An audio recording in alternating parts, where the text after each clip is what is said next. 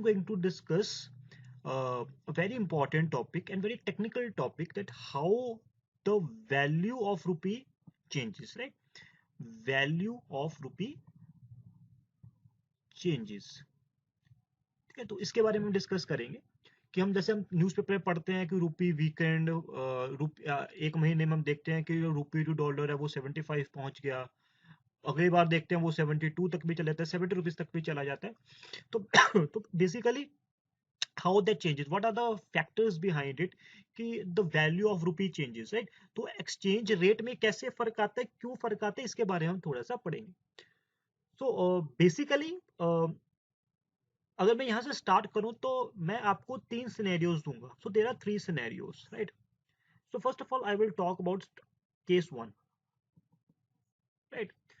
तो हम पहले कुछ assume ये कर लेते हैं कि there are only 2 countries, USA and India, right?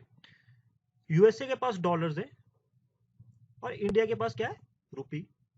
तो एक हाइपोथेटिकल सिचुएशन है. तो पहले हम इसको समझने के लिए एक बड़ा सिंपल वे में हाइपोथेटिकली मान लेते हैं कि दुनिया में 2 कंट्रीज हैं और 2 करेंसीज है. यूएसए यूज करता है डॉलर्स और इंडिया यूज करता है रुपी, ठीक है? और केस 1 क्या है, लेट्स से इंडिया एक ग्रोइंग मार्केट है, India is growing market, India is growing market, and let us consider कि रुपी और डॉलर का जो मार्केट रेट है, $1 इज इक्वल टू 50 रुपीज. हम ये मान के चलते हैं कि $1 is equal to 50 rupees, right? So India is a growing market. अब अमेरिकन इन्वेस्टर जो होगा, अब उसको लालच ये होगा कि India is a growing market, तो इंडिया में यहाँ पे पैसा इन्वेस्ट करे. अगर इंडिया में वो यहाँ पे पैसा इन्वेस्ट करेगा तो he will get good returns. India is a growing market, he will get good returns. So the investor will eager to invest in India. जब वो eager होगा invest in India का, तो what he will do, he will quickly invest in India. तो maybe he invest in India at 45 rupees $1 के हिसाब से, right? तो वो 45 रुपीज $1 के हिसाब से हो गया. अब इस केस में हम ये कंसिडर करते हैं, नाउ रुपी इज स्ट्रेंथन्ड,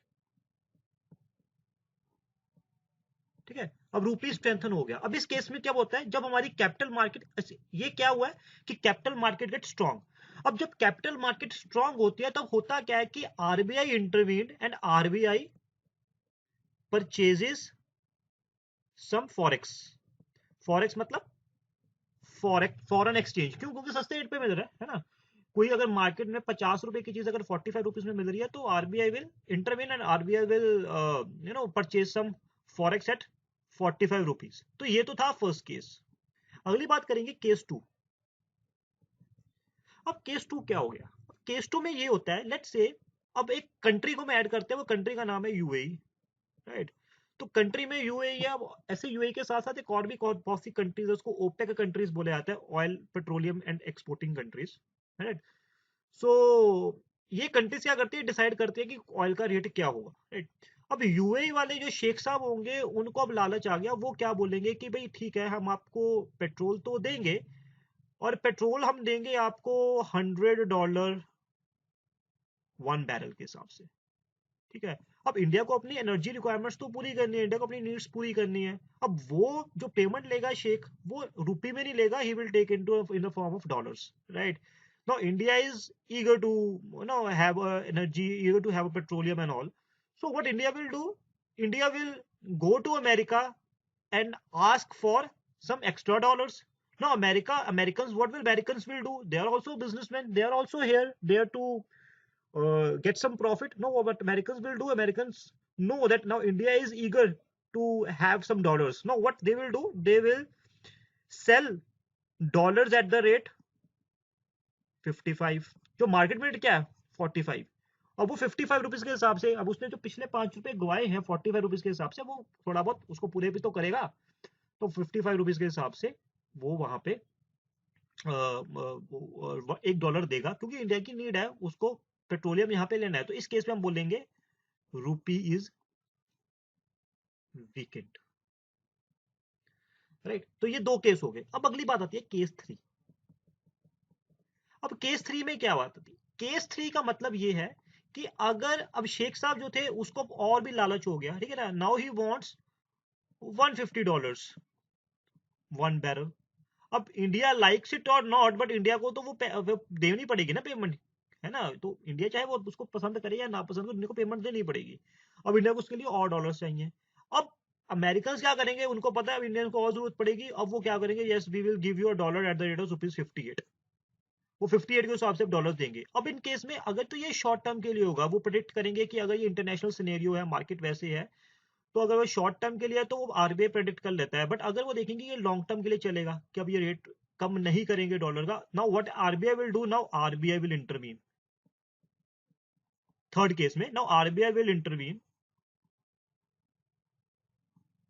ठीक है ना। अब क्यों आरबीआई इंटरवीन करेगा, जब डॉलर आपको याद हो in case one when dollar was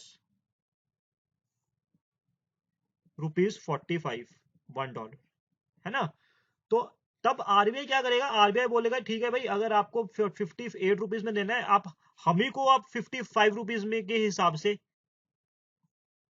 हमको $1 हमसे खरीद लो, ₹55 के हिसाब से। तो मजबूरन अमेरिकन को क्या करना पड़ेगा, वो 50 जो मार्केट रेट ₹50 का चल रहा है, तो उनको ₹5 का प्रॉफिट तो लेना ही है ना।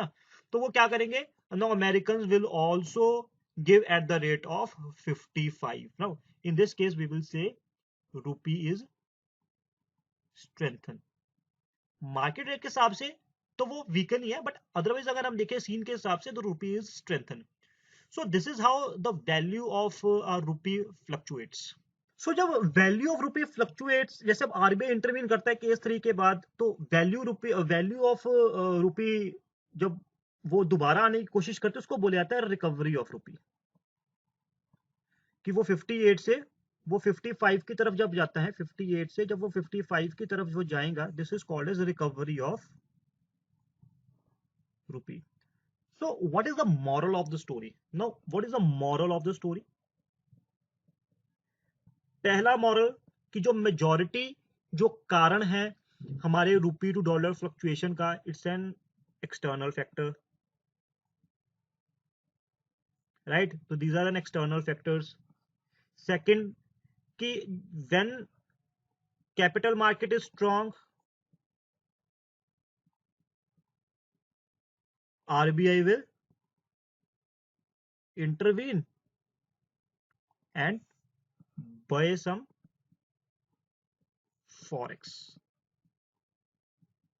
राइट। थर्ड कि इफ आरबीआई सीज की रुपये की वैल्यू ज्यादा फॉल कर रही है, then what RBI will do, RBI will sell forex to recover rupee. Internal factors भी होते हैं, इन्फ्लेशन वगैरह की अगर हम बात करें, कुछ वो फैक्टर्स भी होते हैं, no doubt in that, but जो मेजॉरिटी ऑफ द रीजन है रूपी टू डॉलर फ्लक्चुएशन का, द मेजॉरिटी रीजन एक्सटर्नल ही है, right. So this is the case कि how the rupee to dollar fluctuates. तो अगर हम थोड़ी सी बात करें, अगर हम थोड़ी सी बात करें कि ये फॉरेक्स की जो, अगर हम बार बार सुन रहे हैं, ये फॉरेक्स में आता क्या गया, फॉरेक्स में सिर्फ डॉलर्स नहीं आता, फॉरेन में करेंसीज आती हैं, यूके का पाउंड हो गया, फ्रैंक, युआन, येन, है ना, डॉलर्स।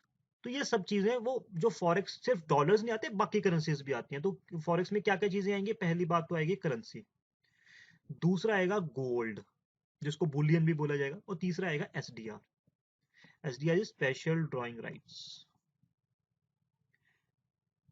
ये तीन चीजें आती हैं फॉरेन एक्सचेंज रिजर्व में। एसडीआर जो फॉर स्पेशल ड्रॉइंग राइट्स है, ये आईएमएफ की, you can say that these are, this is IMF currency. जिस फॉर्म में आईएमएफ लोन देता है वो डॉलर्स की फॉर्म में देता है, वो एसडीआर की फॉर्म में देता है, तो this is called special drawing rights. तो फॉरेन फॉरेक्स एक्सचेंज रिजर्व में ये तीन चीजें आती हैं, currencies, gold and special drawing right. India के केस में अगर मैं बात करूं, जो अभी प्रेजेंटली है, जो हमारा फॉरेक्स एक्सचेंज रिजर्व है, it is a record high, it is around about $560 billion. तो अभी जो हमारा प्रेजेंट जो फॉरेन एक्सचेंज रिजर्व है, it is similar, it is $560 billion. और अगर हम बात करूं, मैं 1991 में जो हमारा बैलेंस ऑफ पेमेंट क्राइसिस आया था, तो उस टाइम पर जो बैलेंस ऑफ पेमेंट है, जो हमारा जो फॉरेन एक्सचेंज रिजर्व है, it was less than $9 million। $9 million के हिसाब से बहुत कम था हमारा। तो अभी हमने देखे तो 560 बिलियन है। So it is quite high कि अगर इन केस इंडिया में ऐसी कोई सिचुएशन आती है कि बैलेंस ऑफ पेमेंट के क्राइसिस आ जाए, या इंडिया वॉर जैसी सिचुएशन में, कि इंडिया कैन बड़ी इकोनॉमी है, बहुत अच्छा फॉरेन एक्सचेंज रिजर्व है अभी तक हमारे पास, तो वो अच्छे तरीके से इसको ऑब्जॉर्व करवाएगा। सो आई होप आपको समझ लग गया होगा कि हाउ द रूपी dollar fluctuates and how the value of rupee fluctuates, and foreign exchange reserve में कौन कौन सी चीजें आती हैं, कौन कौन सी चीजें नहीं आती, and these are the things.